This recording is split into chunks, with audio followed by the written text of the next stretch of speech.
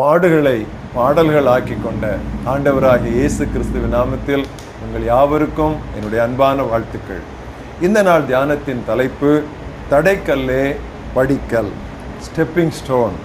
வாசிக்க வேண்டிய பகுதி எபிரேயர் 12ஆம் அத்தியாயம் 5 முதல் 14 வசனங்கள்.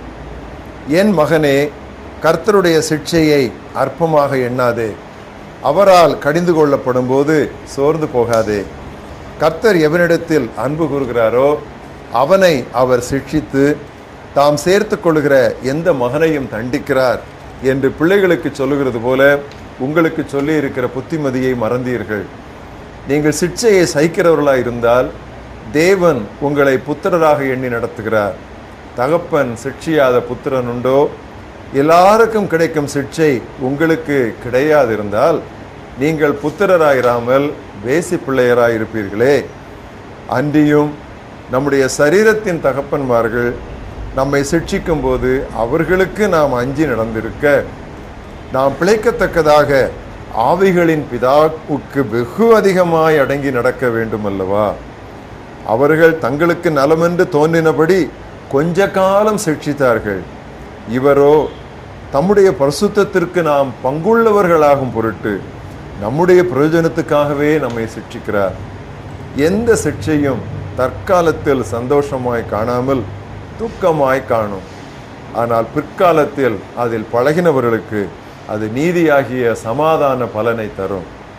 ஆகையினால் நெகிழ்ந்த கைகளையும் தளர்ந்த முழங்கால்களையும் நீங்கள் திரும்ப நிமிர்த்தி, முடமாயிருக்கிறது பிசகி போகாமல் சுகமடையும்படிக்கு உங்கள் பாதங்களுக்கு வழிகளை செவ்வை பண்ணுங்கள். யாவரோடும் சமாதானமாய் இருக்கவும் பரிசுத்தம் உள்ளவர்களாய் இருக்கவும் நாடுங்கள். பரிசுத்தம் இல்லாமல் ஒருவனும் கர்த்தரை தரிசிப்பதில்லையே. இன்றைய மனப்பாட வசனம் எபிரேயர் 5ஆம் அத்தியாயம் 8ஆம் வசனம்.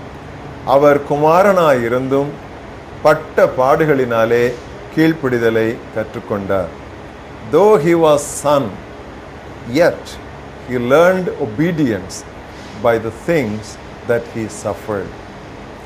வாழ்க்கையின் வசதி குறைவுகளும் பொதுவாக நம்மை தாழ்மையுடனும் கீழ்ப்படுதலுடனும் தான் காத்துக்கொள்ளும். டிஸ்அட்வான்டேஜஸ். அமெரிக்க குடியரசு தலைவர்களில் பக்தியும் பிரபலமானவர்களில் ஒருவர் ஏப்ரஹாம் லிங்கன். 1809 முதல் 1865 வரை வாழ்ந்தவர். அவரது குழந்தை பருவம் பாடுகள் நிறைந்ததாயிருந்தது. பள்ளிக்கூடம் என்று அவர் சென்றது ஓராண்டு கூட இருக்காது. 1831 தனது தொழிலிலும் 1832 அரசியலிலும் படு தோல்வியுற்றார். அடுத்த ஆண்டும் தொழிலில் அவருக்கு பெரும் தோல்விதான். அவர் மணமுடிக்கவிருந்த பெண்மணி 1835 காலமானார். சபாநாயகராய் போட்டியிட்டு 1838 தோல்வி கண்டார். மணமான போது அவரது மனைவி அவருக்கு பாரம்தான். அவரது 4 குமாரரில் ஒருவன்தான் 18 வயதை கடந்தான்.